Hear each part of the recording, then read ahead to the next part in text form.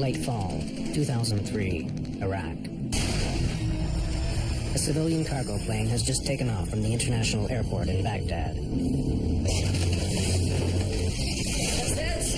Within seconds, the crew lose control. They have no idea what's happening to their plane. They struggle to fly 100 tons of crippled wide-body jet. Their only chance, a risky landing that no one has ever been able to pull off.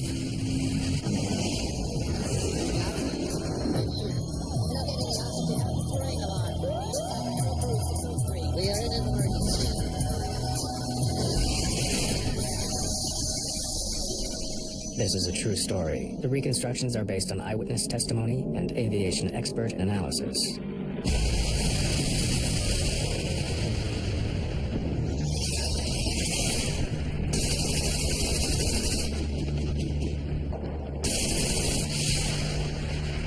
By November 2003, the American-led coalition has been in charge of Iraq for 6 months.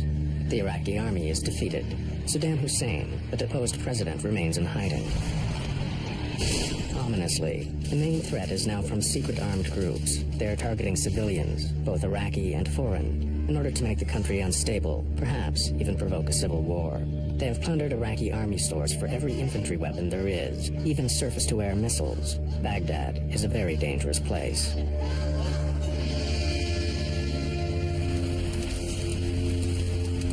Dawn, on the outskirts of the city, Claudine Vernier-Paliez from the French weekly magazine Paris Match, with her photographer Jérôme, is going to a secret meeting with Iraqi terrorists. She's after the story that everyone wants. Who are they? What do they want? The previous day, she had met the leader in a hotel room. He called himself Abu Abdullah, but no one knew his real name. Evidently, this man was very, very determined to stop at nothing, to show the Americans that he wanted no more of them, at least not their military tactics.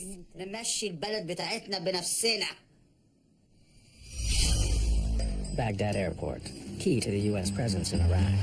Military planes fly in daily to supply the troops and help rebuild the shattered country. Because of the threat from Iraqi terrorists, the U.S. has established a security zone around the airport, patrolled by Apache helicopters. On the tarmac today is one of the few civilian aircraft to use the airport, an Airbus A300, belonging to the courier firm DHL. They have won the contract to carry the soldiers' mail. Baghdad Tower, Oscar Data Lima Lima, Airbus A300 cargo, April Information Sierra, requested.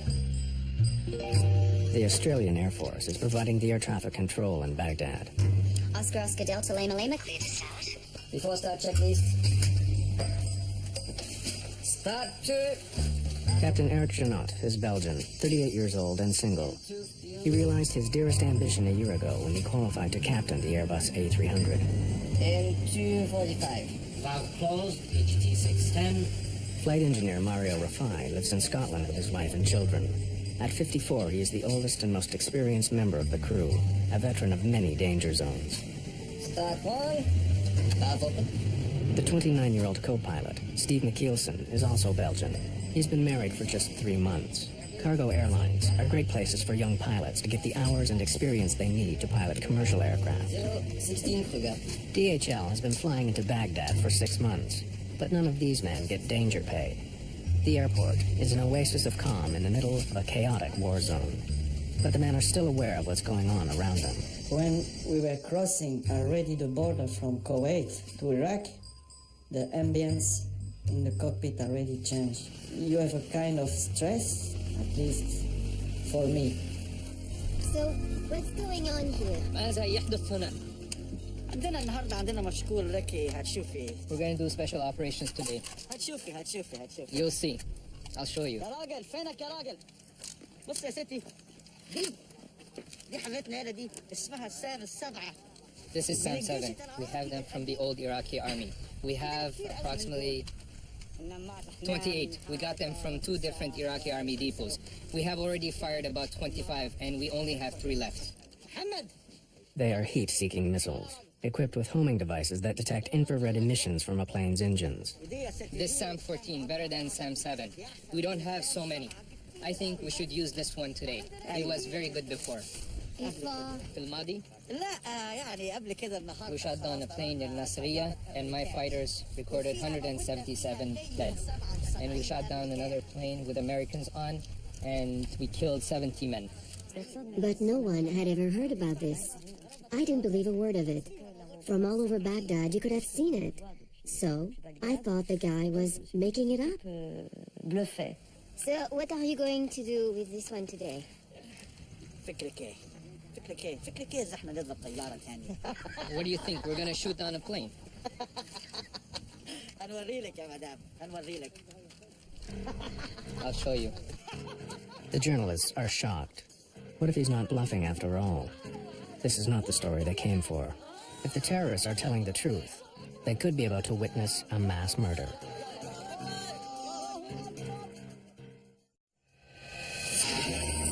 It's early in the day at Baghdad Airport. A DHL Airbus A300 is just departing, carrying thousands of letters home from American soldiers. The crew is unaware that just a few kilometers away, a terrorist group has its own plans for the aircraft. Oscar Delta Lima Lima, cleared for takeoff. Take off. The plane is a 24-year-old airliner converted to carry cargo. Its first stop will be the Persian Gulf state of Bahrain. It's a journey they make twice a day. 100 knots. V1. Rotate. V2. Positive climb. Despite the calm in the cockpit, the crew knows that below 3,000 meters, they're vulnerable to attack from the ground. So far, no plane in Iraq has been hit with a surface-to-air missile, but it is known that the terrorists now have such weapons. It's a strange ambience, it's a strange feeling. Between the time you take off and you reach 10,000 feet, you know that you are in danger. Gear up. Gear up. No lights. Meanwhile, the terrorist leader, Abu Abdullah, appears to have chosen his spot. He asked us to park our cars pointing outwards so that everybody could leave in a different direction. That's when I should have realized that the bluffing was over.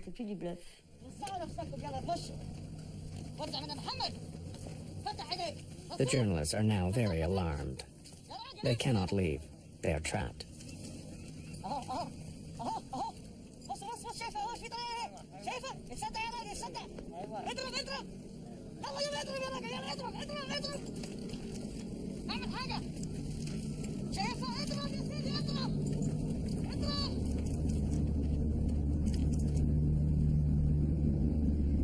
This is video shot by the terrorists themselves.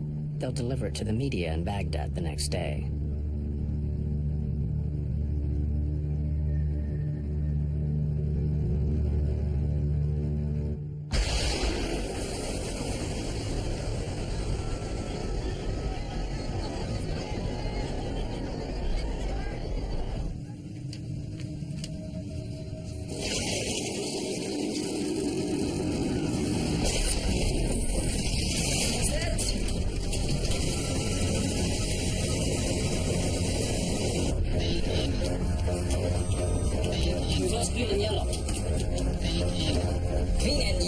We had 3 hydraulic systems. They are identified by color, which one is the green and yellow and blue. Big jets depend on hydraulic power. Hydraulic fluid runs inside pipes throughout the aircraft. When the pilots move the control column, pistons push the fluid in the pipes to climb, descend, or turn the plane. With no hydraulics, pilots have no way to control their flight. The missile has exploded in the wing, but the pipes filled with hydraulic fluid are now draining. It's like driving a car at speed and suddenly losing the steering wheel. What do we do? What do we do? What we do? What could I answer? What could I answer to him? It was a very, very difficult question he asked me. My initial reaction was, we have to do something, and I asked to the captain, like, what shall we do, or any ideas or something. And his initial reaction was, we have to go back. A big jet can survive with one of the 3 hydraulic systems knocked out, maybe even 2. But all 3? None of the controls will work, period.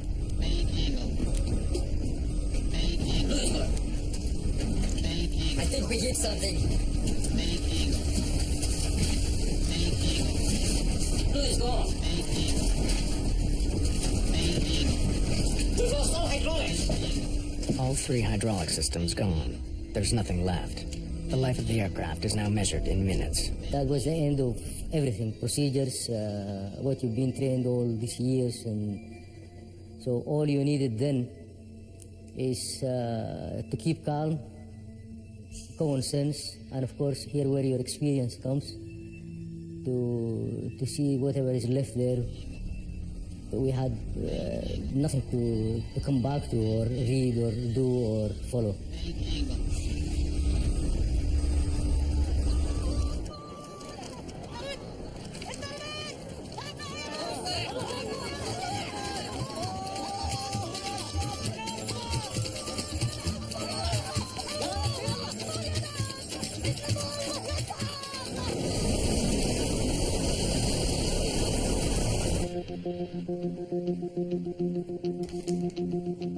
That DHL is in trouble.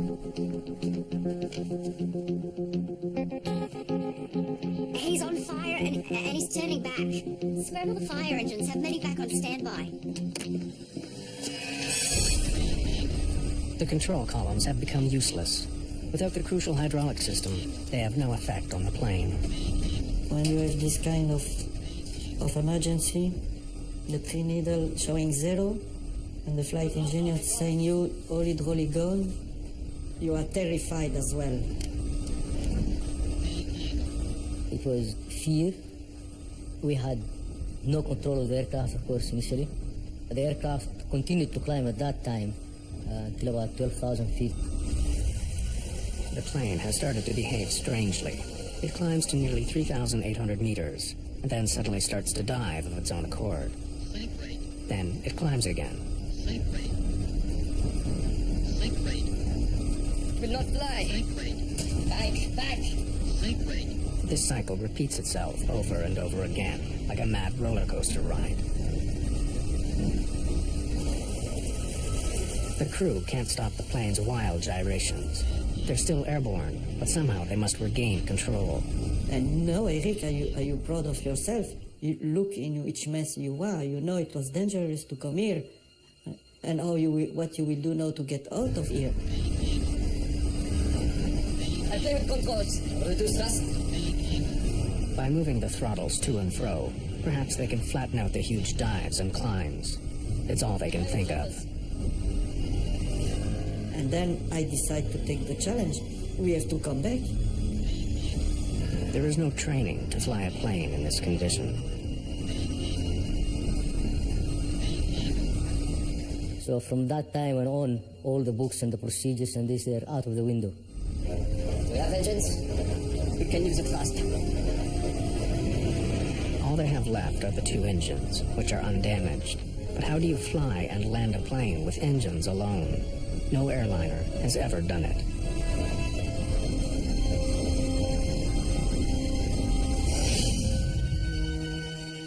Certainly not this one. In August 1985, a Japan Airlines Boeing 747 had suffered a catastrophe minutes after leaving Tokyo.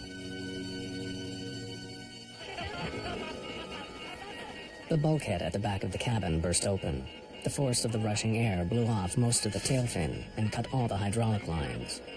Without hydraulic power, the pilots of the 747 were little more than passengers themselves.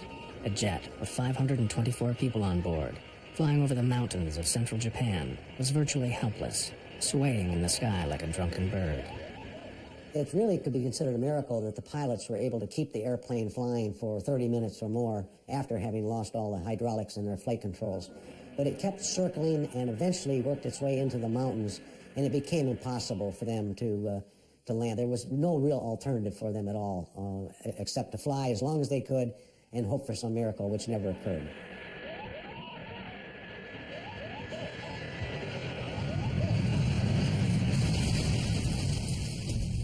When the 747 hit a mountain, it was the worst single crash in aviation history. 520 people died. How could the DHL crew succeed where the Japanese pilots failed? The first task is to try to comb the wild plunging of the aircraft. The airplane will tend to go into what's called a phugoid in the vertical mode. It will descend, speed up, therefore pick up more lift, then it would climb, pitch up and climb, it would slow down, lose lift, and so it would go into this, and it was very difficult for the pilots to control that.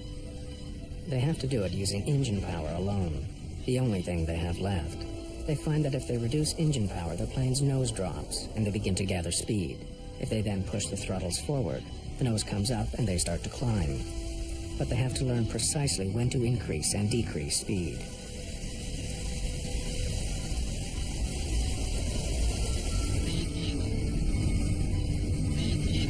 And there's another complication.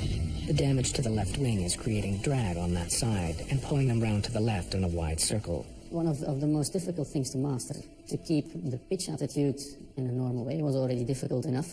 And now, on top of this, we had to use asymmetrical thrust because the airplane was banking to the left all the time. There was a part of the left wing which was gone. So they not only have to move the throttles back and forth to flatten out the plane's roller coaster motion, but also try to apply more power to the left engine to compensate for the damaged wing, which is causing it to lose lift. After several minutes of violent pitching up and down, the crew manages to flatten out the flight path. Even after we've learned how to fly it using the throttles, we still went through, I would say 3 to 4 times, we went through almost uncontrollable conditions, couldn't control the airplane. By now the crew realize that they've been hit by a missile somewhere on the left wing. Their Airbus has become the first civilian casualty of the war. I knew we were on fire, that I knew it. So my intention was to come back and land the aircraft. And also, we were afraid, I was afraid to be shot at a second time. Their fears are justified. The terrorist leader, Abu Abdullah, is waiting for a second chance to finish them off.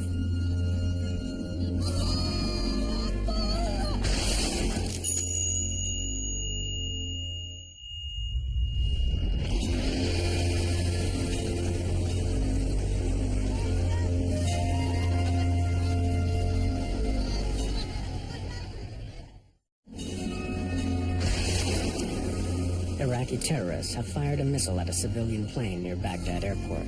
The left wing is on fire, and the crew is in desperate trouble. Now the terrorists aim to finish it off. They launched a second missile that missed the plane this time. And then he told everyone, "Let's go," and we all left quickly.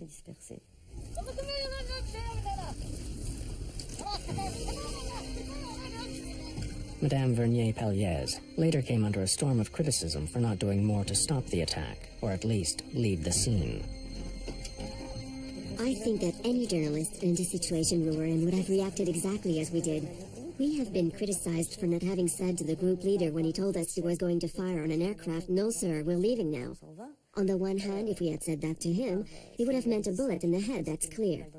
And on the other hand, right up to the last minute, right up to the time when they fired a missile, I didn't think they were going to do it. I thought they were still bluffing.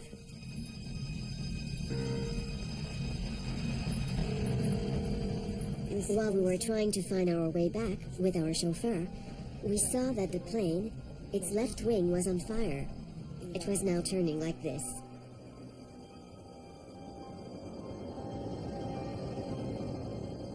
It was like in a film. It was unreal. And it was only when we could see the plane on fire that we thought of the people on board. And then we were scared. I realized the plane could crash, that it would crash. And then I started to realize, why had they done this? It so happens we were there, we were filming, we were journalists, and we were French. So it seems evident that they had set us up. By the time we realized this, it was too late. Everything had gone too fast.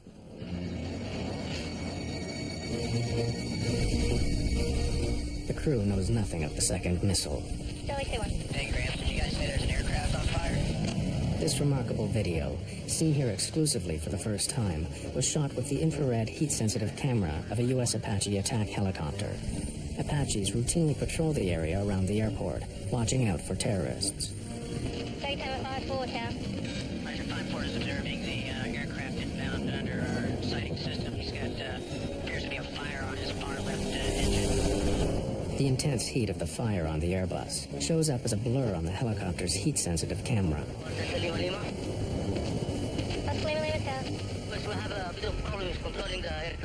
There was a helicopter flying, and he could see that the fire was not from the engine, but it was from the left wing. So it gave Mario the opportunity to ask the tower again if they could still see some flames or smoke coming from the airplane. Could you confirm if there's smoke coming from the aircraft or fire or anything like that? Tower Dragon Skipper 5-4. You can still see smoke and flame coming from the left tip. Of the left wing. Okay, left wing tip, fire and smoke, huh? That's affirmative. Thank you. We were on a heading towards the airport. We could see the airport. Lower the gear. Can I take control? No, I have control. I have control. Lower the gear. With no hydraulic power, Mario has to crank open the landing gear doors and let the wheels drop down by gravity alone. The captain said, in fact, we have to land, and he called for the gear down, which is quite a normal thing to go and land.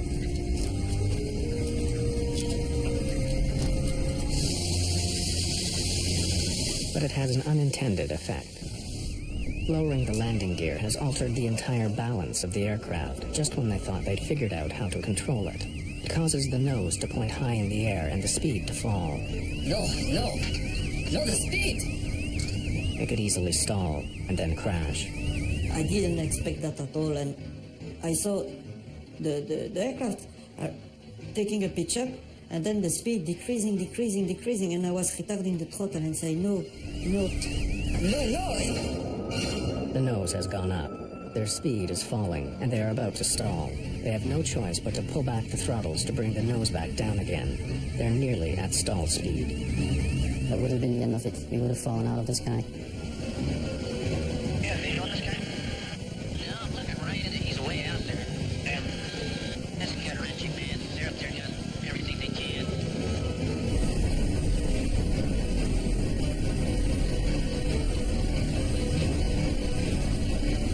I was afraid that maybe one wing we stole, and this time it's finished. I think I'd rather try to crash on a runway than crash into the desert. Yeah, trying to land on a runway where you can just belly up in the desert and the sand would probably put out any fire. Cautiously, they managed to coax a bit more speed from the engines. Lowering the gear brought them to the brink of disaster, but now the plane is easier to control. The airplane miraculously became more stable afterwards. That's one of the first factors which proves how lucky we were that day.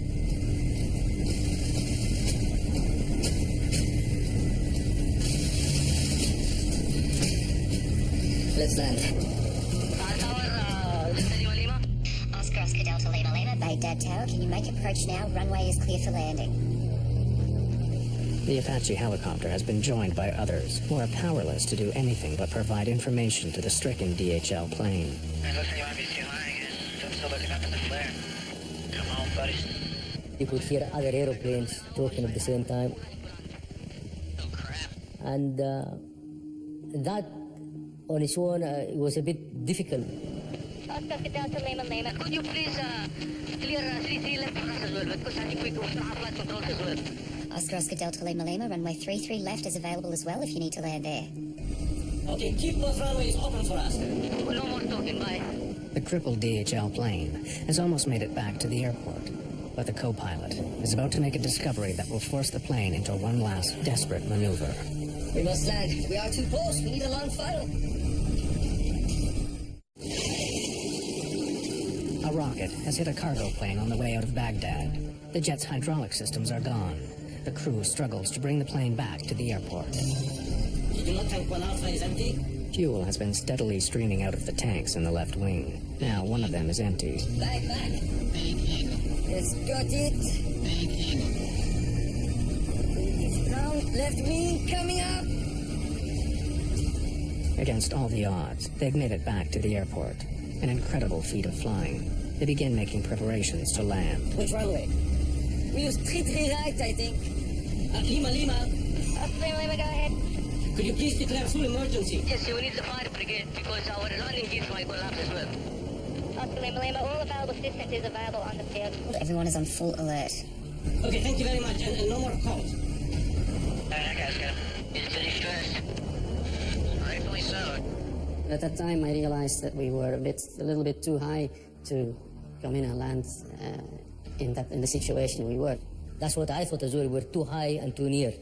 We must land. We are too close. We need a long final. I mean, Steve brought a very important point here, and I think it was really a saver. Steve is giving his captain the news he doesn't want to hear. He can't land. They are too high and too close. If they attempt a steep descent, they'll bury it in the runway. Eric Chenot will have to turn around, fly away from the airport for 37 kilometers, turn again, and come back on a long final approach, slowly descending. And then I realized they were right. We have to go on long final. But for the last 13 minutes, the wing has been on fire. Do they have enough time? 20 miles final. Okay. He looks like he's still pretty high. You got that signal? He's still got a long way to go. Yeah. It looks like he's trying like an extremely extended final. Yeah. And I don't think I can make it in. If, for argument's sake, we stayed another 15 minutes in the air with that fire still burning, and maybe that tip of the wing would have broken off, and again, the results would have been disastrous. Two main structural spars give the wing its strength. The missile has made a 5-meter-long crack in the rear spar. Too much stress, and it will snap like a twig. There's another danger. Fuel is streaming out of the punctured tanks on the left wing. If they run dry, the engine will stop, and the plane will drop from the sky. We were controlling the bank and the pitch of the aeroplane using the two engines. So if we had lost one engine, then we couldn't do anything with the other engine. So the end result would have been disastrous. Despite the fire, the crew's confidence is growing. Now they have some control over the plane, but the prospects for a safe landing are not good.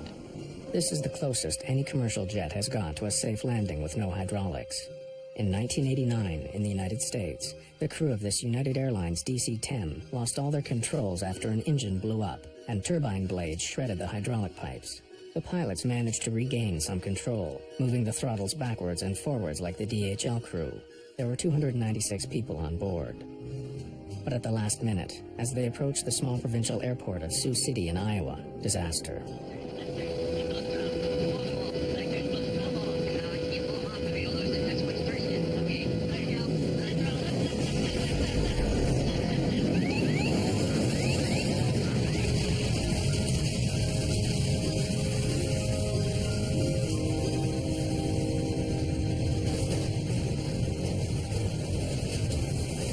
Of the 296 people on board, 111 died.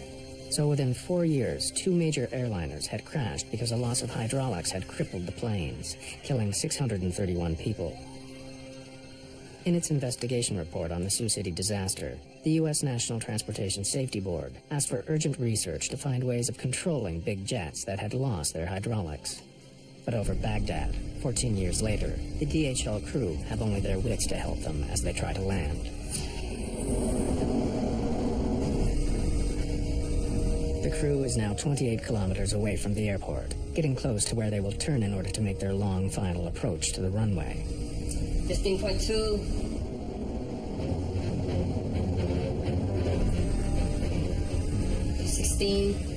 Now we to the right. That's it. This is where experience counts now, and you have to rely on what you know. We were pretty sure that we were going to be able to make it to the airport, but we were absolutely not sure that we were going to be able to make it to the runway. 16.5. Now we turn. 17 miles. Now we turn. The only way they can turn is by applying more power on the left engine to make them go right, and vice versa. They are swinging round to the right, trying to keep the plane steady and descend all at the same time, using nothing but the engines. Airport's at 340, come right. Now 320.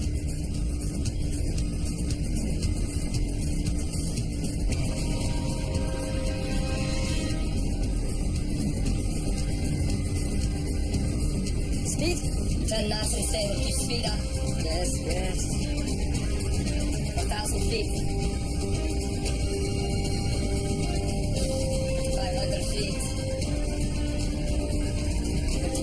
feet. 10 on ahead. Against all their instincts, they will have to keep the speed up on landing, or the nose will drop and they'll crash. They should be landing at around 300 kilometers per hour, but they are coming in 100 kilometers per hour faster. No one knows if the landing gear will take the strain.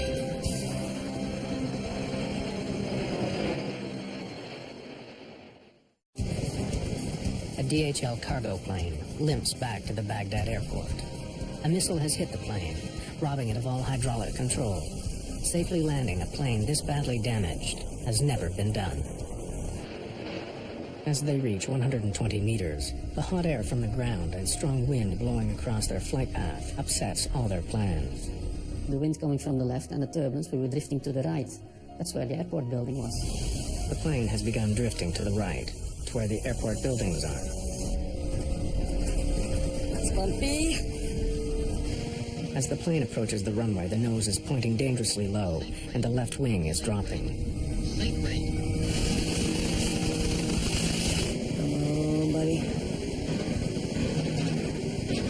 They're carrying too much speed. They could overrun the runway.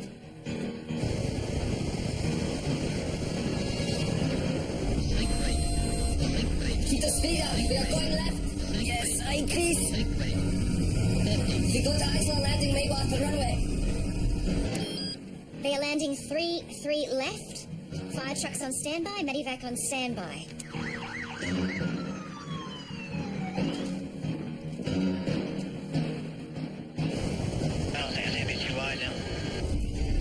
Steady.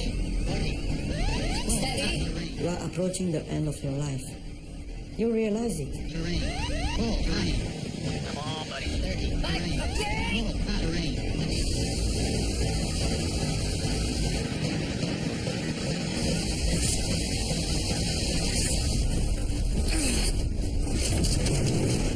Oh.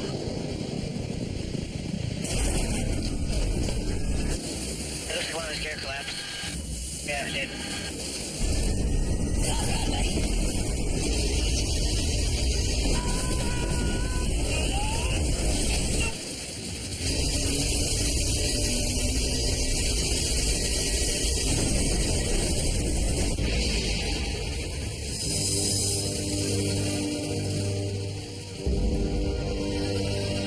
He's in the dirt. Dirt, or did he just come off the runway? That's what's left of him.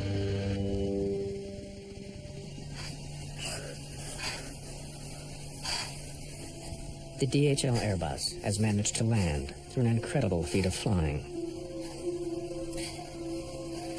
But their troubles are not over. Nice landing, well. Confirm, evacuate? Evacuate. Evacuation. Oh, I handle.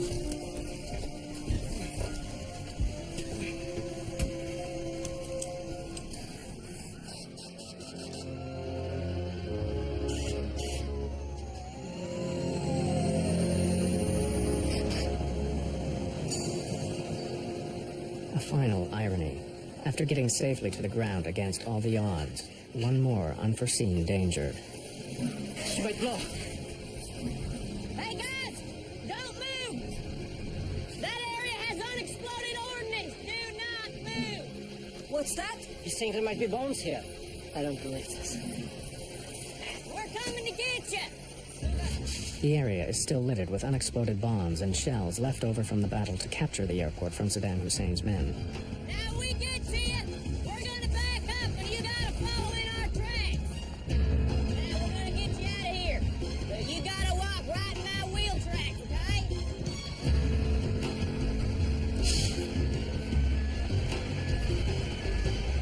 Keep coming. Keep coming. It's not much further now.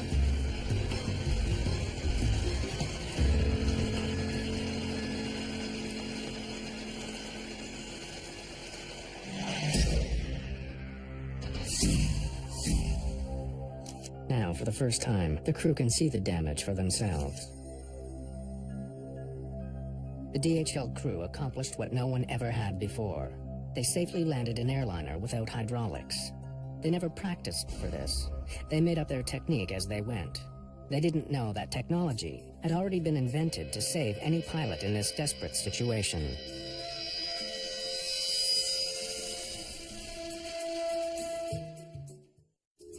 A near disaster in Iraq has brought old scientific research back into the limelight. Without hydraulics, a DHL cargo plane crash lands, but everyone on board survives. Similar crashes in the United States and Japan took more than 600 lives. In 1989, NASA began to investigate ways to land crippled airplanes using only throttle controls. Engineers and pilots came up with software that could cope with total hydraulic failure. It's called PCA, for Propulsion-Controlled Aircraft. The PCA concept is simple. Pilots tell the aircraft's flight management computer what they want to do: turn, climb, descend. But instead of sending those commands down hydraulic lines to the control surfaces, the computer orders the engines alone to do it. To test this software, this MD-11 aircraft is landing with no hydraulics and using engine thrust alone. The pilot is not moving the throttles. The PCA software is doing it all for him.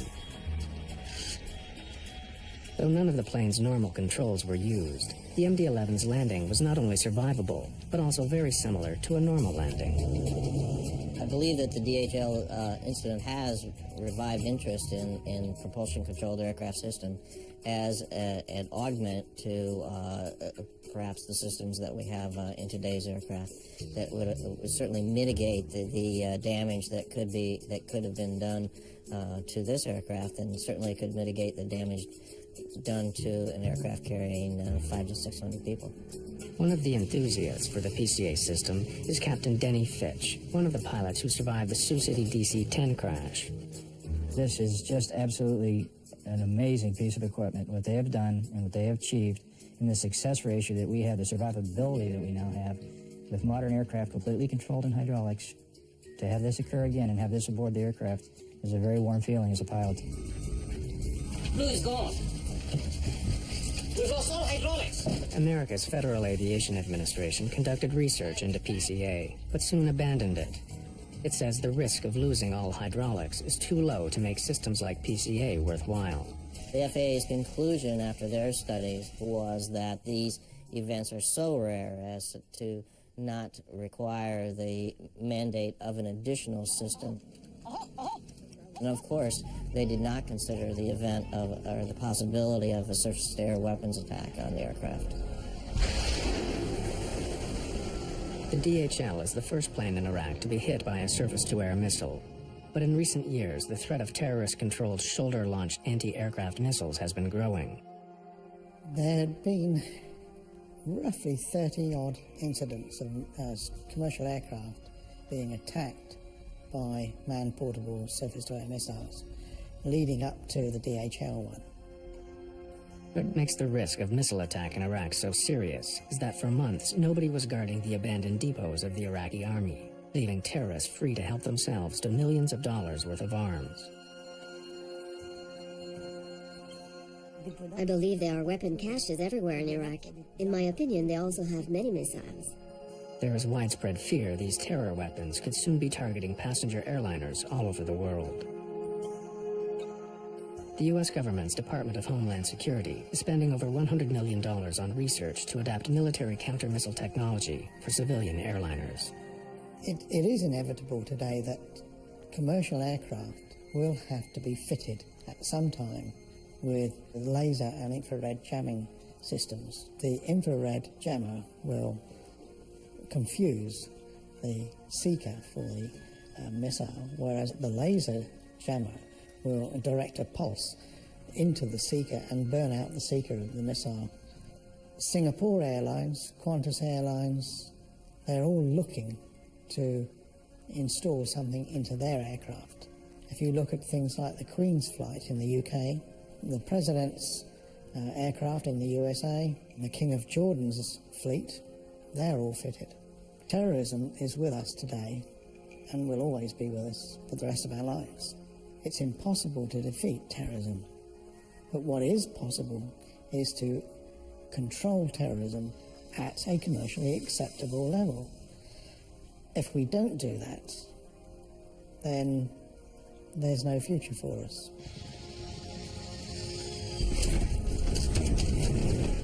But, miraculously, without any of this equipment, the DHL crew had brought their plane to a successful landing. It is the only confirmed occasion in history when a missile has exploded on a large civilian airliner that has then landed without crashing. For Mario Rafai, it was a good note on which to retire. It was a good timing actually to say goodbye to aviation. As I said, I've been flying for 30 years and clean record, even to the last minute. We were lucky, but also we worked. We fight to survive. I learned some things about life, maybe, but I don't think it makes me a better pilot. The 3 DHL crew have received some of the highest awards that the civilian aviation community has to offer in recognition of an unprecedented achievement. Teamwork was absolutely the key factor of bringing the airplane back to the ground with all 3 people alive.